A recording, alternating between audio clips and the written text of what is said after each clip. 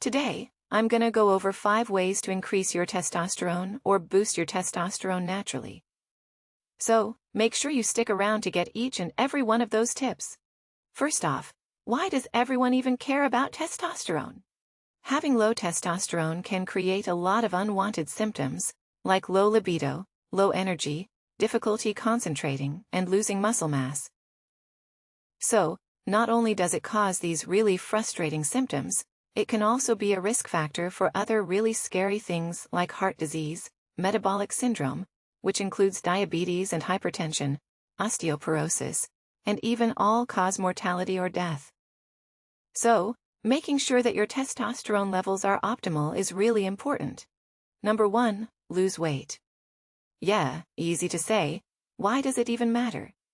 Well, the reason being is that obesity or being overweight means that you have more fat cells, and fat cells actually have a specific enzyme in them which takes all that good healthy testosterone and converts it into estradiol. So it is well understood in the scientific literature that weight loss and overweight and obese men can help boost testosterone levels significantly. And how much weight do you really need to lose? So in one study, they looked at the amount of weight loss that was needed to increase testosterone levels. And they found that an average of 21 kilograms or nearly 46 pounds was the average amount of weight loss by people who did increase their testosterone level. But do you really need to lose 46 pounds? Well, sure, that would be great. But another study looked at specifically physical activity and diet, and how did those contribute to increasing testosterone? So, what that study concluded was that increasing your activity level could actually reduce the amount of weight loss that you need. If you increase your physical activity, you might actually need to lose even less weight, something like 12 kilograms or 26 pounds. And that brings us to our number 2 suggestion, which is exercise great. So, exercise is important for testosterone. But what kind of exercise should I just go for a walk? Well, actually, they've studied this. So they looked at young healthy men and who are already physically active, and they put them into 2 categories. They put them into a steady-state exercise where they ran to achieve a certain output for 40 to 45 minutes at a continuous level. So the other half were put into a group of high-intensity exercise. And what that means is they went for 90 seconds at a really high output and 90 seconds in a recovery zone. And they did that for about 42 to 47 minutes. They measured their blood levels before the exercise, after the exercise, and 12 hours later.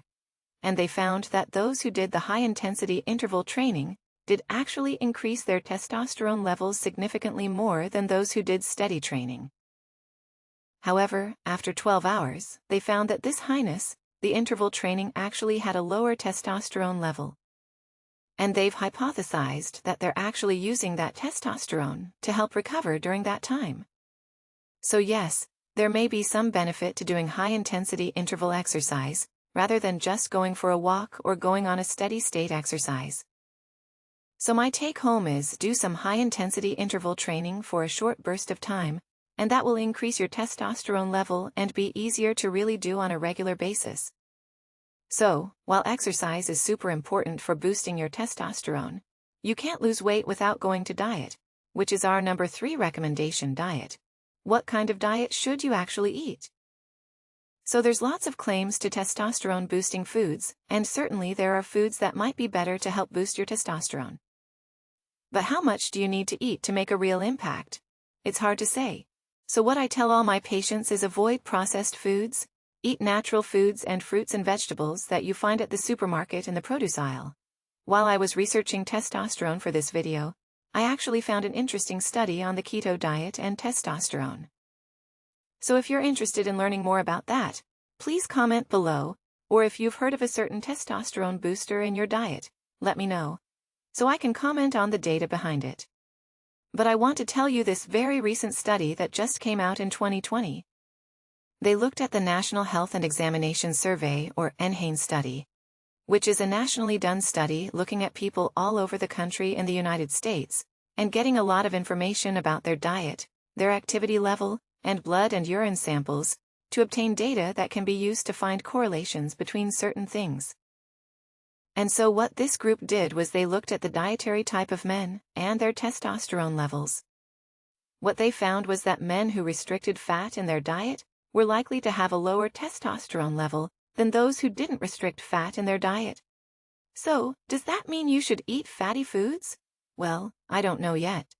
I think that specifically if you are a normal weight individual who wants to boost your testosterone, I would not limit fat in your diet, because that may be actually limiting your ability for your body to produce testosterone. But if you're overweight, improving your weight is more important than changing the components of your diet. Also, I get a lot of questions about soy products. So are soy products going to make my testosterone level drop? So the reason this comes up is because soy has estrogen-like compounds called isoflavones, which then are concerning for people who want to increase their testosterone level. But what does the data really say? So, a 2010 meta-analysis looked at 47 different studies and compiled all the data, and what they found, even a really high intake of soy would not reduce your testosterone levels. And I'm going to tell you about one of these studies because I thought it was really interesting. This study took young men between the ages of 18 and 30. They were randomized for a period of 4 weeks to twice a day take either a vanilla-flavored soy protein or a vanilla-flavored whey protein or vanilla-flavored cake mix. And so they didn't know what they were doing. They got these little plastic baggies with them, and they were supposed to take it for 4 weeks and see how it impacted their test levels. And what this study found was that even this high intake of soy proteins, which was the equivalent of 41.5 grams of soy protein per day, did not affect testosterone levels, even after taking it consistently for 4 weeks. So my advice to you is don't worry too much about the soy products that you're eating, especially if you're getting good healthy protein from soy products. It's probably not going to impact your testosterone levels. That's what the data says. Number for good sleep. So did you guys know from 1985 to now, there has been actual data to suggest that American adults are getting less and less sleep and poor quality of sleep. So how does that sleep impact your testosterone levels? So there's actually 2 interesting studies on this. Once, I looked at 2,300 men in that same National Health and Nutrition Examination Survey, or the NHANES survey. And what they found was that per each hour of sleep that people reported getting less, their testosterone decreased by almost 6 points.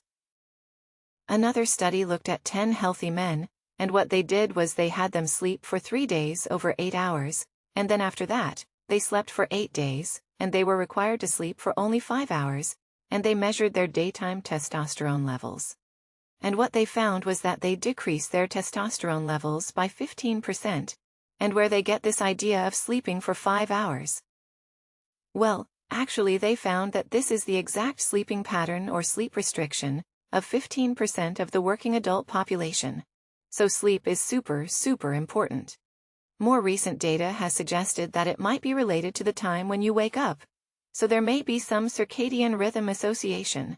So if you're waking up really early, that may be more detrimental to your testosterone level than going to sleep a little bit later.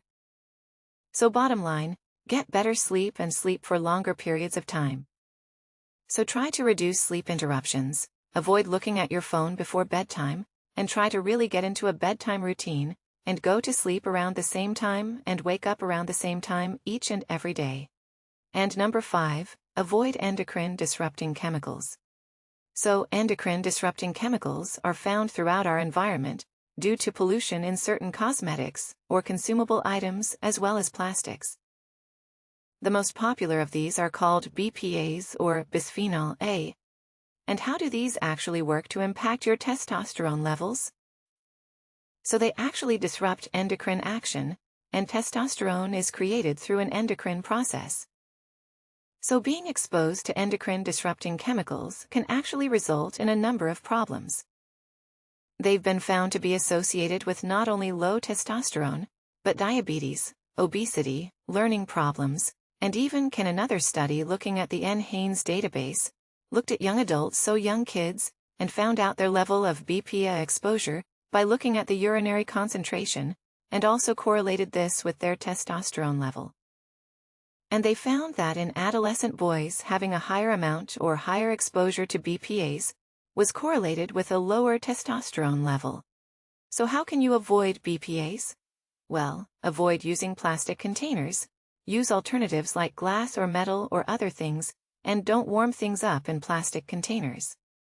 You can also cut back on your use of canned and look for products that are labeled BPA-free. You'll see that all over BPA-free. That means that they don't have bisphenol A, which is really important in avoiding those kind of endocrine-disrupting chemicals. So wait, don't leave yet. I'm going to talk about a supplement that I've read about that people said might boost testosterone. This is called ashwagandha. What is ashwagandha? Ashwagandha is an herb that has been touted to have really good benefits of stress relief and anxiety reduction. And so this has actually been studied in a randomized trial, meaning that they took 60 adults and they randomized them to receive either ashwagandha or a placebo medication. And what they found was that they did actually increase their testosterone levels, but this was not statistically significant. So what does that mean? It basically means that it's likely due to chance that that increase happened. They did find, however, that there was a reduction in anxiety and depression in people who were taking the supplement. So certainly that can reduce your stress levels, which can be important for improving testosterone levels overall. Alright, thanks so much for watching, hope you enjoyed it.